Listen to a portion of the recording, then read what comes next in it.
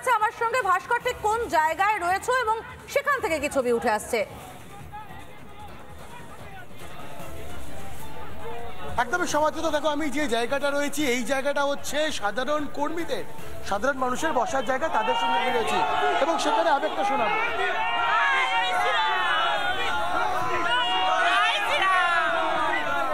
সমাজত দেখো, গোটা এলাকা জুড়ে শুধু শুধু জয় শ্রীরাম আর মোদীর নামে জয়ধ্বনি।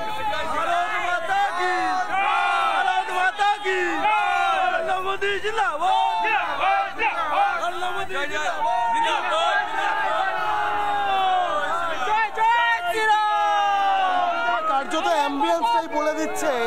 আমাদের সিনিয়র এডিটর স্বর্ণালী মঞ্চের সামনে থেকে দেখাচ্ছিল এবং আমি এই মুহূর্তে একেবারে সাধারণ কর্মী সমর্থকদের সঙ্গে রয়েছি। বলা হচ্ছে আপকি বার 400 পার। 400 পার হবে? অবশ্যই হবে, 400 পার হবে, অবশ্যই হবে।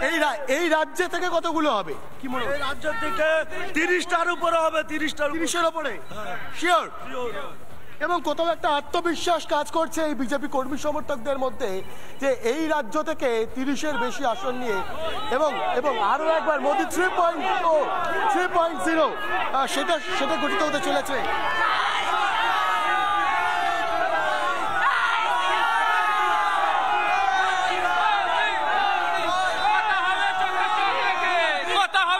চোখ রেখে এবং এবং এবং এবং অবশ্যই রিপাবলিক বাংলাও রয়েছে। কথা হবে চোখে চোখ রেখে এবং কথাটা দুর্নীতির সঙ্গে চোখে চোখ রেখে হবে। এমনটা বলছে স্যার, আপনাদের জন্য বিশেষ করে হবে, আপনাদের সাংবাদিক অ্যারেস্ট করার জন্য আরো বিশেষ করে হবে।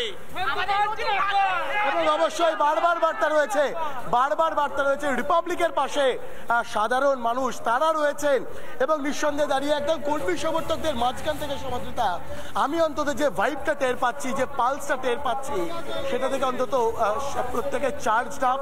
এবং অবশ্যই যারা মহিলারা রয়েছেন মহিলাদের কাছে যাওয়ার চেষ্টা করবো একবার।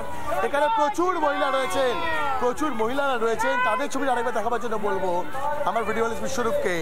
এই মুহূর্তে দাঁড়িয়ে কিন্তু আর কয়েক মুহূর্তের অপেক্ষা, আর কিছুক্ষণের অপেক্ষা, তারপরেই প্রধানমন্ত্রী নরেন্দ্র মোদী বার্তা দেবেন এবং অবশ্যই প্রধানমন্ত্রী বার্তা শোনার জন্য, নরেন্দ্র মোদীর বার্তা শোনার জন্য, মোদী 3.0 জন্য তারা এখানে এক্সাইটেড। শোনাবো। ভাস্কর, তুমি সঙ্গে থাকো, আমরা একবার সন্তোষের কাছে চলে যাব। সন্তোষ, তুমি কোন জায়গা থেকে রয়েছো এবং সেখানে কি ছবি উঠে আসছে?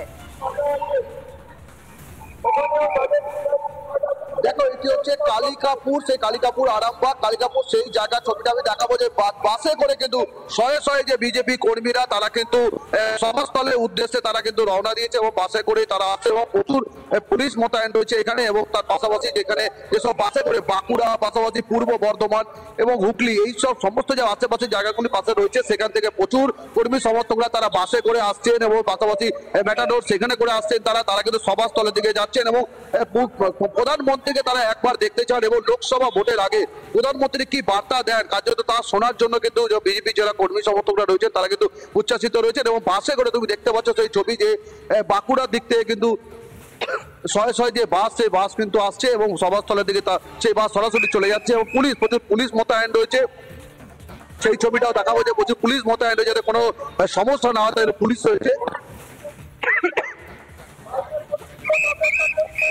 ঘাটাল, চন্দ্রকোনা রোড এবং প্রতিটা জায়গা থেকে কিন্তু প্রচুর কিন্তু কর্মী সমর্থকরা তারা বাস আসছে, শয়ে বাস, কার্যত বলতে পারে যে শয়ে কর্মী সমর্থকরা তারা বাসে করে কিন্তু সভাস্থলে তারা পৌঁছাচ্ছেন। এবং মোদীজি কি বার্তা দেন লোকসভা ভোটের আগে, কি বার্তা দেন কর্মী সমর্থকদের উদ্দেশ্যে, সেই শোনার জন্যই কিন্তু কর্মী সমর্থকরা তারা কিন্তু উচ্ছ্বাসিত। এবং বাসে করে কার্যত বলতে হয় শয়ে সেই বাস পার্শ্ববর্তী জেলার থেকে সব বাস কিন্তু আসে এবং সভাস্থলের দিকে সেই বাস যাচ্ছে এবং প্রচুর পুলিশ বাহিনী রয়েছে, তারা কিন্তু রয়েছে, তারা এবং কোনো সমস্যা না হয় সেই কারণে তারা রয়েছেন। এবং বাস দেখো, এখনো সেই ছবি দেখাচ্ছি বর্ধমানের যে বাস, সেই বাসগুলো বর্ধমান থেকে আসছে এবং সেই মোড় একটি, এই কালিকাপুর মোড় কিন্তু বর্ধমান এবং পাশাপাশি বাঁকুড়া, এই সমস্ত দিক দিয়ে নিরাপত্তার বন্দোবস্ত করা হয়েছে, সেই কারণে নাকা চেকিংও চলছে সেই রকম জোরদার ভাবে। আমি সৌরভের কাছে চলে যাব। সৌরভ, তুমি ঠিক কোন জায়গায় রয়েছে এবং কি ছবি সেখান থেকে?